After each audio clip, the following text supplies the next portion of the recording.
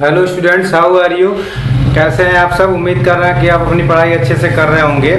आज के सेशन में हम लोग एक्सरसाइज 7.1 का कुछ अच्छे सवाल है जिसको हम लोग डिस्कस करते हैं।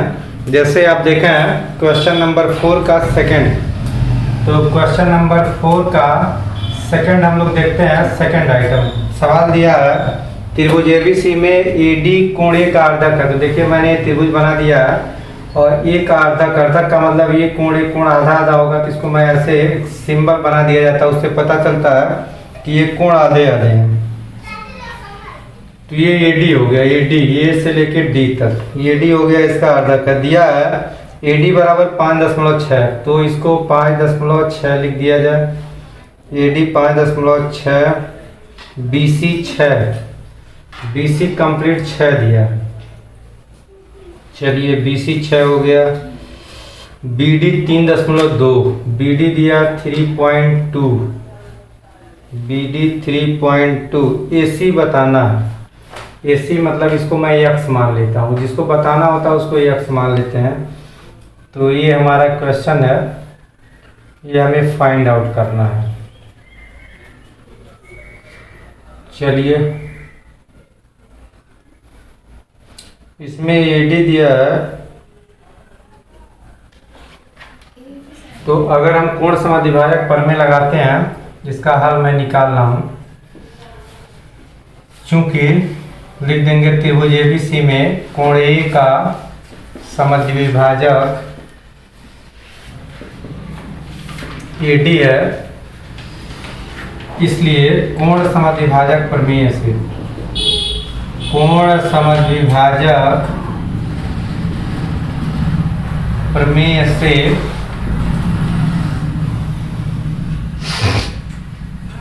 हमारा सवाल होता है ए बी बटा ए सी। जो सूत्र बनता है वो ए बी बटा ए सी बराबर बी डी बटा डी सी। तो ए बी हमें पता नहीं है, ए सी पता नहीं है। ए बी और ए सी पता नहीं, ए सी को हम एक्स माने हैं। बी डी पता है 3.2 और DC जो होगा, DC 6 में से 3.2 को घटा देंगे तो 2.8 आएगा।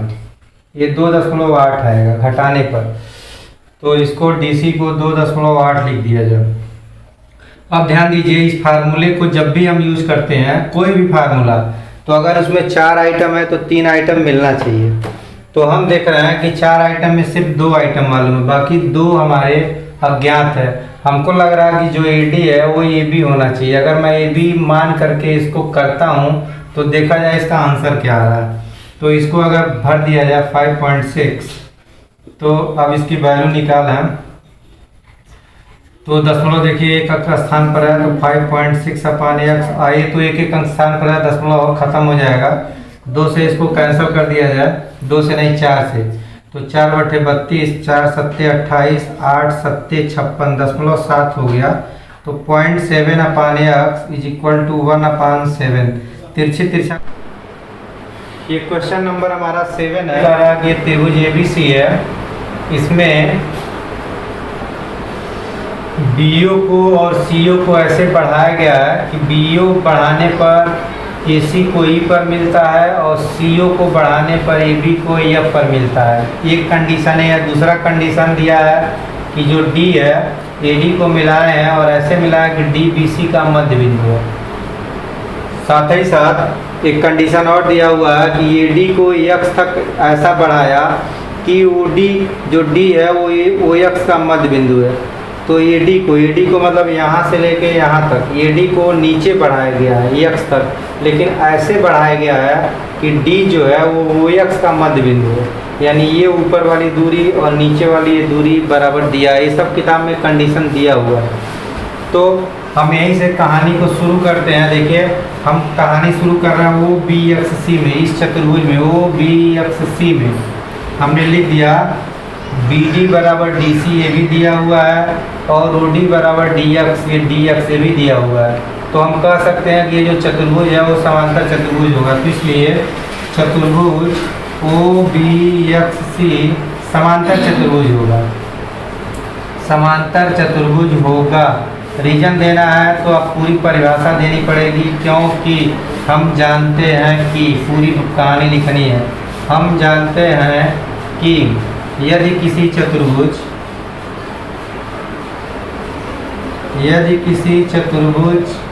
के विकर्ण एक दूसरे को समद्विभाजित करते हों, के विकर्ण एक दूसरे को समद्विभाजित करते हों,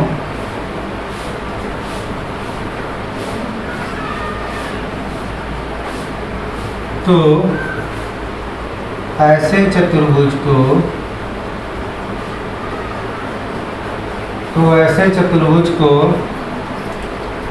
समांतर चतुर्भुज कहते हैं।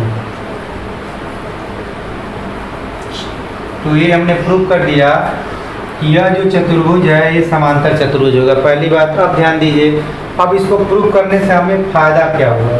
फ़ायदा मैं आपको बता रहा हूँ। थेल्स प्रमेय आसानी से हम इसमें यूज कर सकते हैं, क्योंकि ये वाली लाइन इसके पैरेलल है। क्योंकि हम जानते हैं कि अगर समांतर चतुर्भुज हो जाए तो ये भुजा इस भुजा के पैरेलल होती है, ये भुजा इस भुजा के पैरेलल होती है, ये दोनों भुजा पैरेलल होती है, दोनों भुजा पैरेलल होती है। चूँकि ये लाइन यहाँ तक एफ तक गई है तो ओ एफ पैरेलल हो जाएगा बी एक्स की।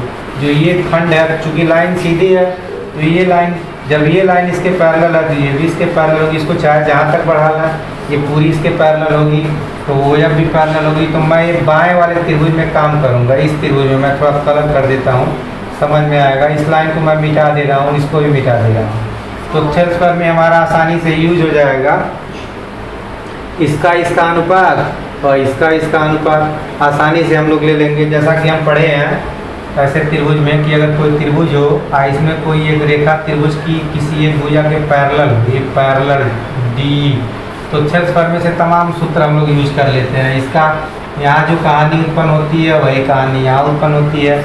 तो मैं अब त्रिभुज ए बी एक्स में हमारी जो एफ ओ है वो बी एक्स के पैरेलल है। चूँकि F O parallel B X, इसलिए थेल्स प्रमेय से, तो मैं थेल्स प्रमेय से काम कर रहा हूँ। थेल्स प्रमेय हम लोग पढ़ लिए थे। थेल्स प्रमेय से काम किया जाए तो अब अपने सवाल के अकॉर्डिंग हम काम करेंगे।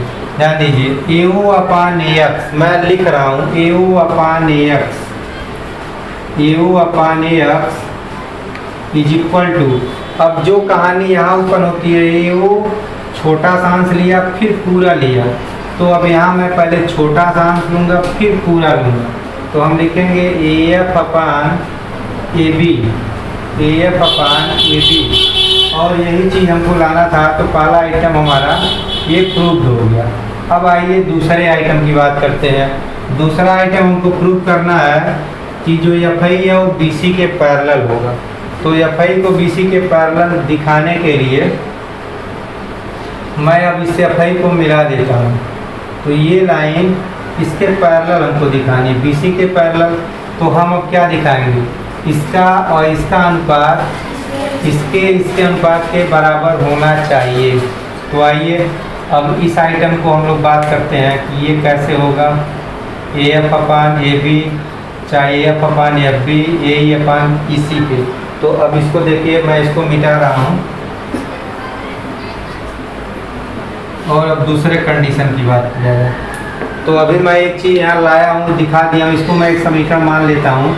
अब यही काम मैं इसमें करने जा रहा हूँ, इसमें दूसरे वाले में मैं कर रहा हूँ। इसके लिए मैं इसको मिटा देता हूँ, इस वाले को, और इसके पैरेलल नहीं, इसको रखा जाएगा। इसको मैं मिटा देता हूँ, इसको मिटा देता हूँ और इसको मिटा देता हूँ। अब ज़रा आप ध्यान दीजिए, जैसे इधर अभी मैं काम करके चीज़ लाया हूँ। अब त्रिभुज ए सी एक्स में ध्यान दीजिए। अब त्रिभुज ए सी एक्स में थेल्स प्रमेय पुनः मैं लगा रहा हूँ, थेल्स प्रमेय से।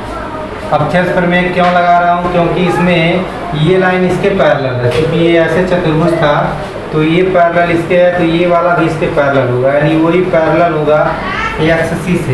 यहाँ मैं लिख देता हूँ कि वही पैरेलल है एक्स सी से। इसलिए तो थेल्स प्रमेय से क्या बनेगा हमारा, तो भुजाओं का अनुपात बराबर। तो देखिए मैं क्या लिखने जा रहा हूँ, मैं लिखूँगा ए ओ अपान ए एक्स, ए ओ अपान ए एक्स। को AO अपान AX लिखे हैं तो यहाँ लिखेंगे AE अपान AC कंप्लीट, AE अपान AC कंप्लीट। चलिए यहाँ तक हमको समझ में आ गया। इसको मैं मान लेता हूँ इक्वेशन नंबर 2। अब हम समीकरण 1 और 2 से बात करेंगे। समीकरण 1 तथा 2 से, तो समीकरण 1 तथा 2 से अगर बात कर लिया जाए तो दोनों में लेफ्ट हैंड साइड बराबर है। AO अपान AX इसमें भी है, AO अपान AX इसमें भी है, इसका राइट बराबर होगा। तो हम कहेंगे, क्या कहेंगे, हम कहेंगे AF अपान AB बराबर होगा AE अपान AC के। तो AF अपान AB बराबर हो गया AF अपान AB बराबर AE अपान AC। अब इस लाइन को अगर ड्रा कर दिया जाए तो ऐसा तभी संभव है जब ये लाइन BC के समांतर हो, जैसा कि हम लोग इस बात को प्रूव कर चुके हैं कि अगर ये लाइन, कोई लाइन त्रिभुज की दो भुजा को काटती है समान अनुपात में काटती है तो वो लाइन तीसरी भुजा के पैरेलल होती है। तो यहाँ से हमारी एक कंडीशन निकल गई। अब हम लिख देंगे, इसलिए जो EF होगा वो पैरेलल होगा BC के, प्रूव्ड। आइए इसके बाद क्वेश्चन नंबर 11 देखते हैं। ये फिगर का सेटअप मैं बना दी हूँ, थोड़ा सा ऊपर बना देता हूँ।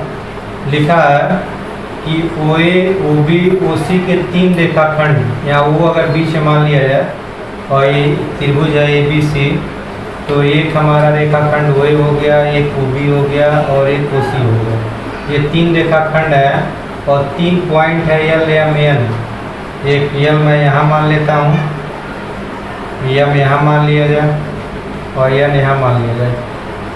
ABC भी संरेख नहीं है। ABC भी संरेख न होने का मतलब तीनों एक रेखा पर नहीं होना चाहिए। अगर एक रेखा हो जाएगा ABC तो संरेख हो जाएगा, तो एक रेखा पर नहीं। अगर रेखा AB से खींचे तो C कट जाएगा, या AC खींचे तो B छूट जाएगा। तो ABC संरेख नहीं है, किताब में दिया है। L, M, N भी संरेख नहीं है, सही बात है।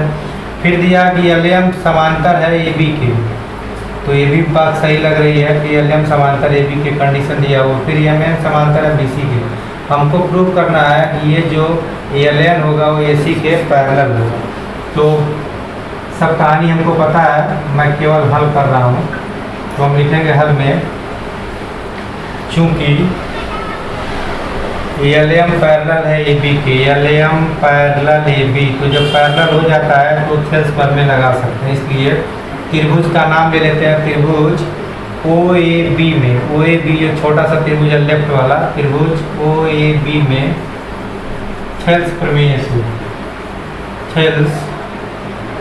से इसका अनुपात यानी OL अपान LA बराबर होना चाहिए OM अपान MB के, OM अपान MB के। इसको मैं एक इक्वेशन मान के छोड़ देता हूँ। पुनः दूसरा कंडीशन ले रहा हूँ, किताब में दिया है कि MN पैरेलल है BC के। फिर इसी तरह से हम लिखेंगे त्रिभुज OBC में, नीचे वाला में त्रिभुज OBC में जो MN है वो पैरेलल है BC के। तो यहाँ से सूत्र फिर थेल्स पर में लगा लिया जाए। तो क्या थेल्स पर में से होगा, इतना बटे इतना यानी OM बटा MB बराबर होगा इतना बटे इतना यानी ON बटा NC के। इक्वेशन नंबर 2 मान लिया जाए। अब आप दोनों समीकरण को ध्यान से देखिए। क्या आप देख रहे हैं कि दोनों में एक चीज़ दोनों में कॉमन हो गई। क्या कॉमन हो गई, मैं घेर दे रहा हूँ। जब दोनों में एक चीज़ कॉमन हो गई तो ये आपस में इक्वल होगा। तो हम कहेंगे समीकरण 1 तथा 2 से, समीकरण 1 तथा 2 से इतना बराबर इतना यानी OL अपान LA बराबर होगा ON अपान NC के। और अब आप ध्यान दीजिए, OL अपान LA यानी इतना बटा इतना बराबर इतना बटा इतना, तो ये इसके पैरेलल हो जाएगी थेल्स प्रमेय के विलोम से। किस नियम से, थेल्स प्रमेय के विलोम से। तो मैं लिखूंगा इसलिए थेल्स प्रमेय के विलोम से, थेल्स प्रमेय के विलोम से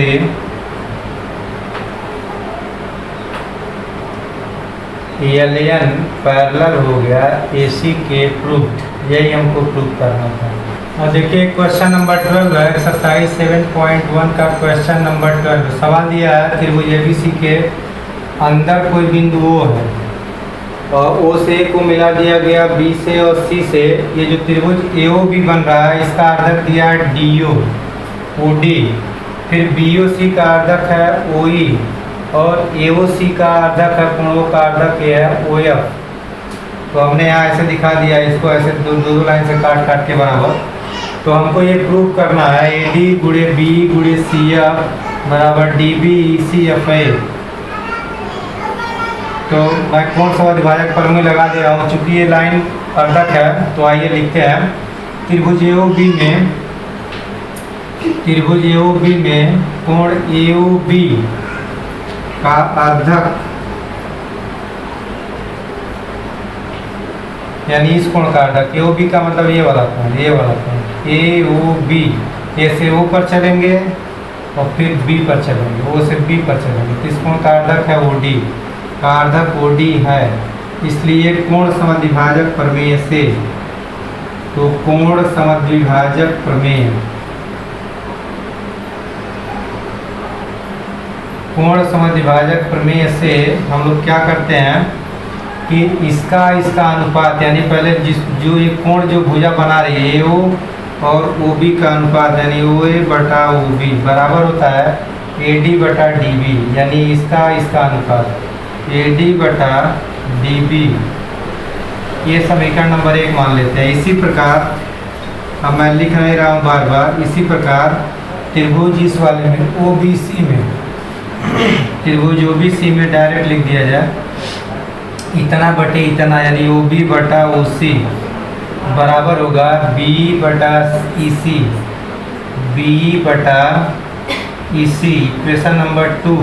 तथा इस वाले त्रिभुज में, त्रिभुज ए ओ सी में, इसमें भी ऐसे ही लिख दिया जाए, क्या लिख दिया जाए ओ सी बटा ओ ए, ओ सी बटा ओ ए बराबर सी एफ बटा एफ ए, सी एफ बटा एफ ए इक्वेशन नंबर हो गया 3। ना 1 2 3 हम सबका गुणा कर देते हैं, गुणा कर रहे हैं, क्यों गुणा कर रहे हैं, जोड़ घटा नहीं रहे हैं, क्योंकि यहाँ देखिए सब गुणा लाना है। तो जब गुणा लाना हो तो समीकरण का गुणा करते हैं। तो आइए अब गुणा में क्या कहानी बनेगी, बाएं का गुणा बाएं होता है, तो बाएं में लिख रहा हूँ क्या क्या है ओ ए बटा ओ बी, यहाँ से क्या है गुणे ओ बी बटा ओ सी, और यहाँ से क्या है ओ सी बटा ओ ए। अब आइए दाहिने की बात करते हैं। तो दाहिने यहाँ क्या है ए डी बटा डी बी, तो ए डी बटा डी बी गुणे यहाँ बी बटा ई सी, बी बटा ई सी गुणे यहाँ सी एफ बटा एफ ए, सी एफ बटा एफ ए। तो ये हमने लिख दिया, देखिए यहाँ वो ऊपर से वो नीचे से, ओ सी ऊपर ओ सी नीचे, सब गुणा ऊपर नीचे कट जाएगा, एक बचा, एक को 1 बटा 1 लिखेंगे। यहाँ ए डी गुणे बी गुणे सी एफ ऊपर मिला और 1 बटा बना दिया जाए, नीचे हमारा डी बी है गुणे ई सी है गुणे एफ ए। तो अब मैं तिरछा गुणा कर देता हूँ, तो इसका गुणा इसमें होगा, तो बाएं तरफ हो जाएगा ए डी गुणे बी गुणे सी एफ और दाएं तरफ इसका इसमें तो यही होगा, यानी डी बी गुणे ई सी गुणे एफ ए। ये सवाल हमारा प्रूव हो गया, प्रूव। तो आज के सेशन को हम लोग यहीं समाप्त करते हैं, फिर जो भी बाकी सवाल हैं उसको नेक्स्ट सेशन में देखेंगे। तब तक के लिए बहुत बहुत धन्यवाद।